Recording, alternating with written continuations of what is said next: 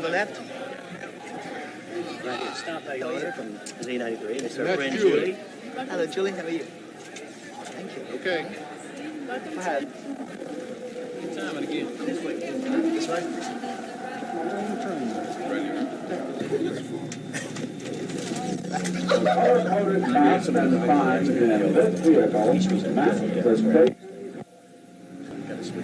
I'm sitting here with the Prince of Rock and Roll, Mr. Andy Gibb. Hiya, Andy. How are you? Hello. Oh, my gosh. Oh, my. It's certainly... Listen, let me take this fur off. That made me a little warm, darling. Oh, you like this fur? I think it becomes you. It's beautiful. This is a Canadian rat. Terminal Canadian rat. Everything gives you cancer now, doesn't it? I mean, every time a rat dies in a laboratory, we lose something good to eat.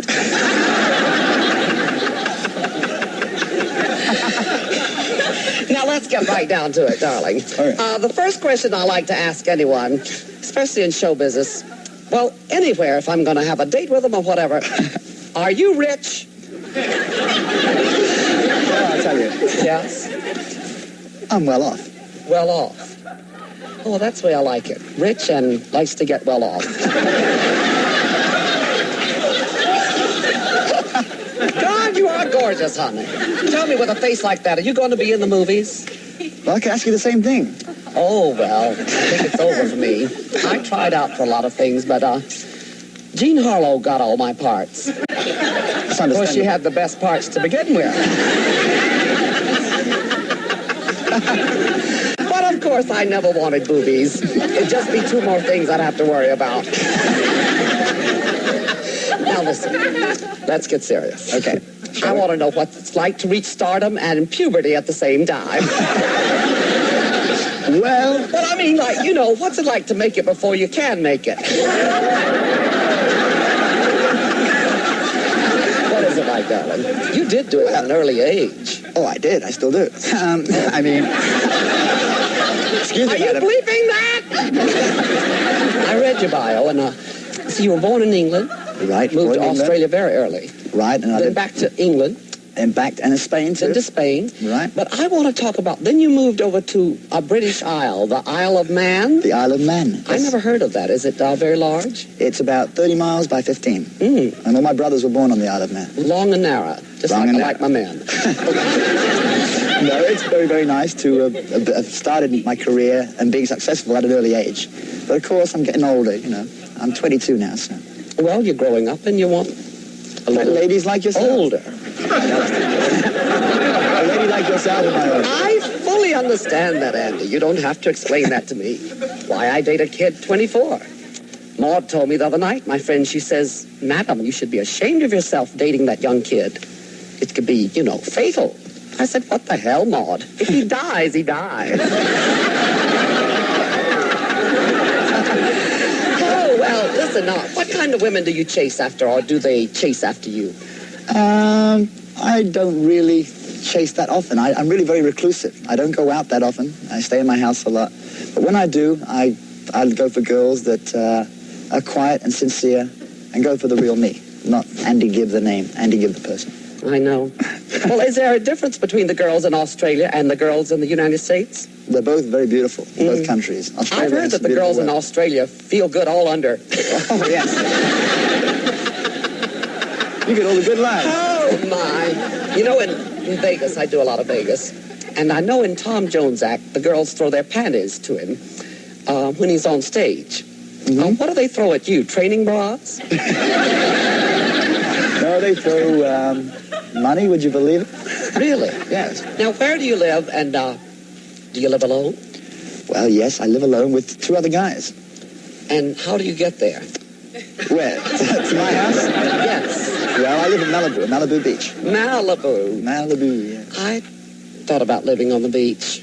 I have a good friend that did this dress. Really? He was On the found beach? tarred and sequined at Malibu. Yeah. Well, have you gone Hollywood since you've been here? Have I gone Hollywood? Oh, many times. Well, what sort of relationship do you have with your brothers? We're all very, very close. And we don't really like to spend too much time away from each other or apart from each other. So very frequently I go back to Florida and see them. Well, does Barry help you Or does he keep all the good stuff for himself? No, he helps me. He writes a lot of my songs, has written a lot of my hits, and produces all of my records. What's this I hear about you and Olivia Newton-John or whatever? What do you hear? Is it good? Well, you like older women, don't you? Well, I wouldn't lose it. I'm No offense. reasonable. Well, what do you say to Stigwood in the hall? What do I say to see him? Robert Stigwood, I know he handles, your career. Right. Well, I didn't see him in the hall. And I know your brothers are having a little trouble. But in Hollywood, you're nobody till somebody sues you. Listen, darling, it's been wonderful talking to you. Give me a big kiss. I know you're busy and you got to go. Thank you very much. Thank you very much. And thank you, America. Thank you. Come on, let's go.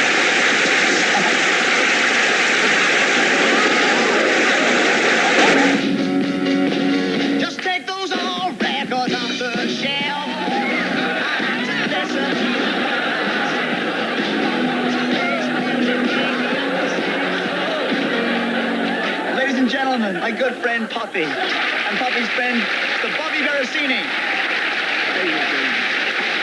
Well, thank you very much for having us here. Oh, thank you for coming. And I want to tell you, Andy, we're getting a lot of letters from people asking us whether these things are real orangutans or little people in costumes. Now, I want to ask you, is this an orangutan or what? Well, let me look. Yeah, he's real, but how come he acts so human? That's, because I'm the greatest orangutan trainer in the world. I don't think Poppy agrees with you, Poppy. Well, you see, I can make Papi do anything I want, right? Right now, look here. Here's your favorite cookie, and I want you to eat it. Eat your favorite cookie. You're welcome, Eat your favorite cookie.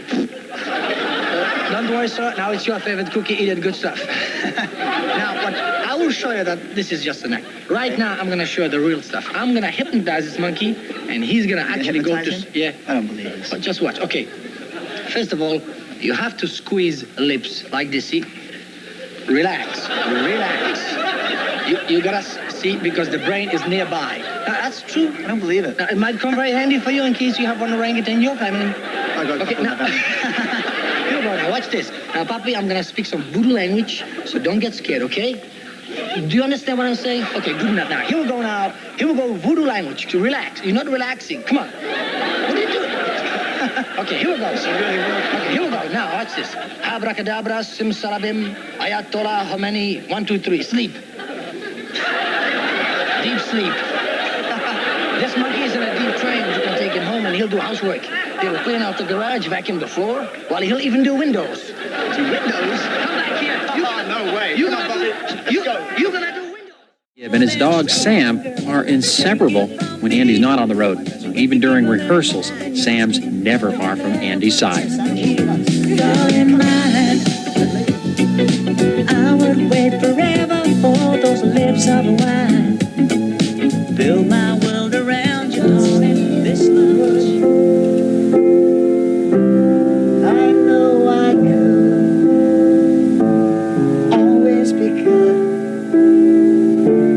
to one who'll watch over me. So who's this watching over us? Who's this? I think he's cleaning his paws right now. That's my Sam. This is Sam. Yeah. Sam is such a nice dog. He is. Do you have any idea what his lineage is? He seems to be a little of this and a little of It's that. very regal. Sam, from what I can work out, give me a kiss. Sam is, well, what he looks to me is a cross-collie shepherd. And you don't know, right? I don't know because he came from the pound. There's no pedigree, so Now tell me about this. You've had Sam for how long?